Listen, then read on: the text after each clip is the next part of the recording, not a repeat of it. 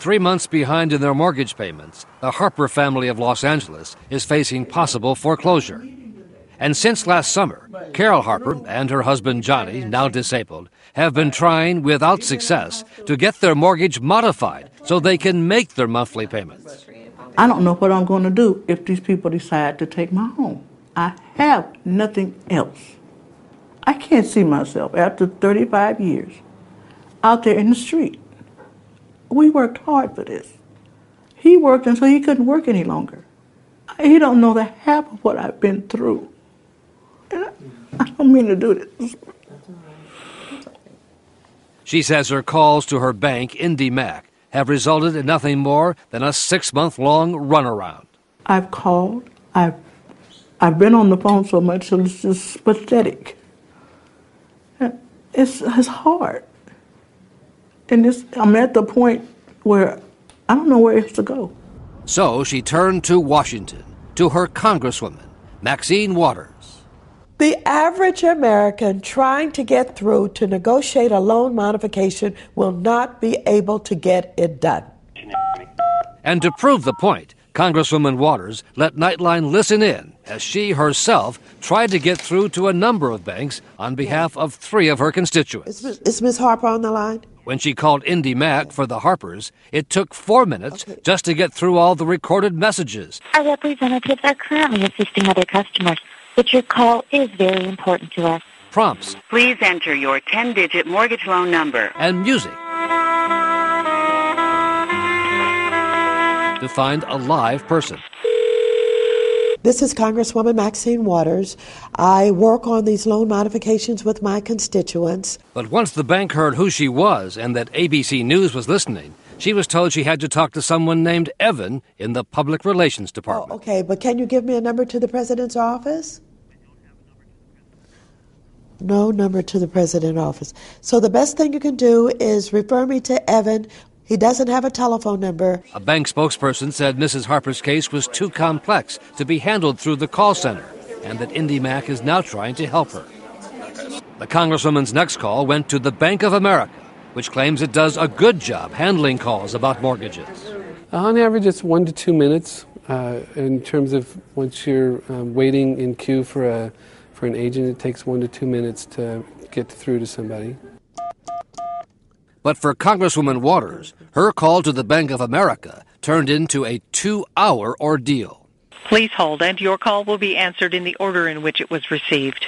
First, it took a full 10 minutes to get a live person on the line.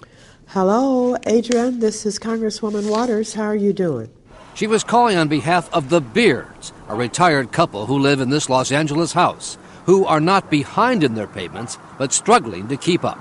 So I thought that this is an easy one. This is the kind that I think could easily be modified.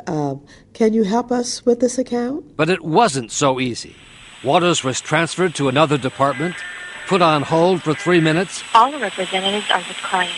Please hold, and your call will be answered by the next available agent. And then was disconnected, with her constituent listening in. Hello? Hello? Oh, they stopped ringing. That's what I usually get when I talk with them. When I call them, they say they're going to transfer me. When they transfer me, boom, the line goes dead. Okay.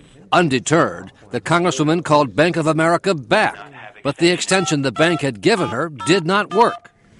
Please enter your party's 5-digit extension. Oh, I did.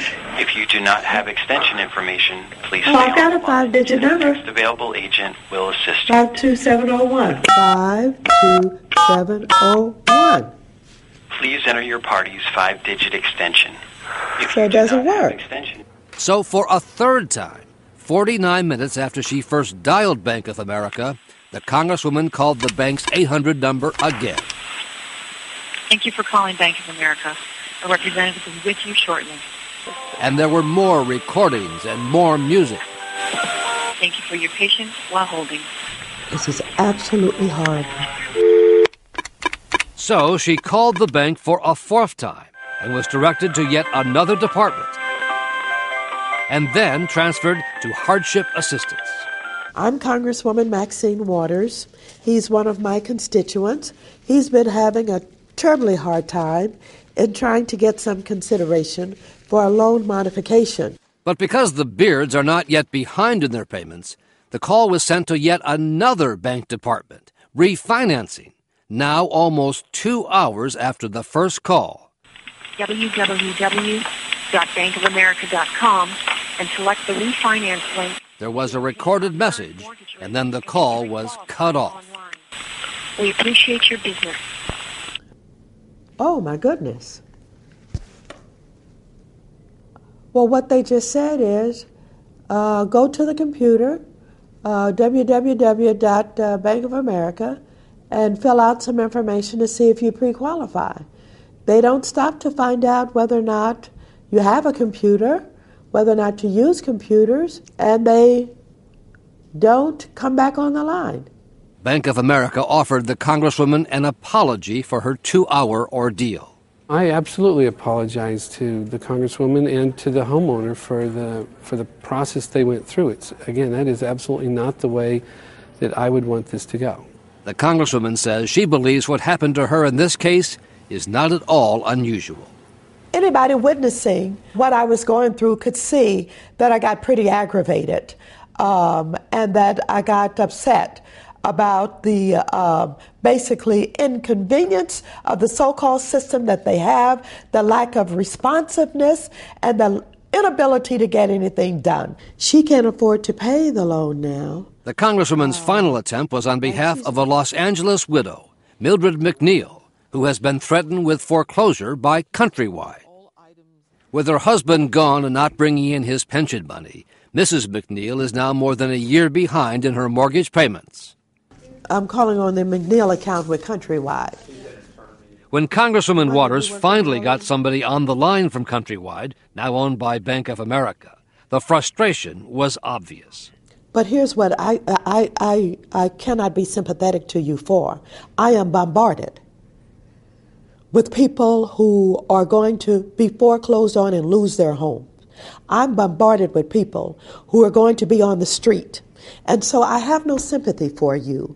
And if I make wholesale statements, it's because I am up to my ears in this mess. And we've got to do something about it. As of tonight, Congresswoman Waters is still steaming. Her efforts to cut through the red tape for those three constituents has yet to result in any resolution.